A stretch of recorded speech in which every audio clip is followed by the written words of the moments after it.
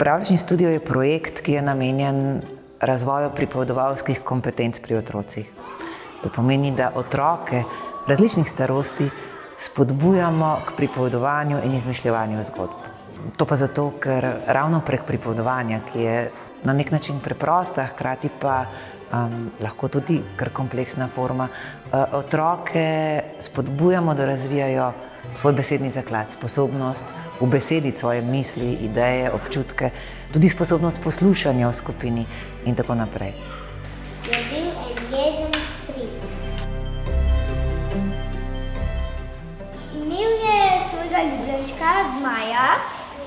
Imel pa še zmaja. A si ti videl v školi?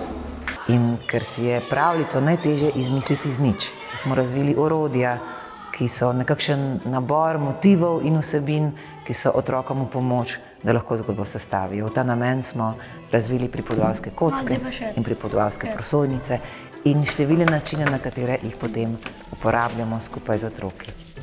Seveda je ena taka delavnica, ki jo izvajamo v razredu, dober način, da se otroci spoznajo, seznanijo s pripovedovanjem in se morda tudi navdušijo zanje. Najljubše pa nam je, kadar tudi učitelji spoznajo dobrobit tovrstnega dela in potem tudi sami, ko se obisk mentorja iz pravljičnega studia konča, nadaljujejo s tem delom in ga morda uvedejo kot neko stalno prakso v razredu tudi sicer. In tako otroci pripovedujejo in poslušajo celo šolsko leto.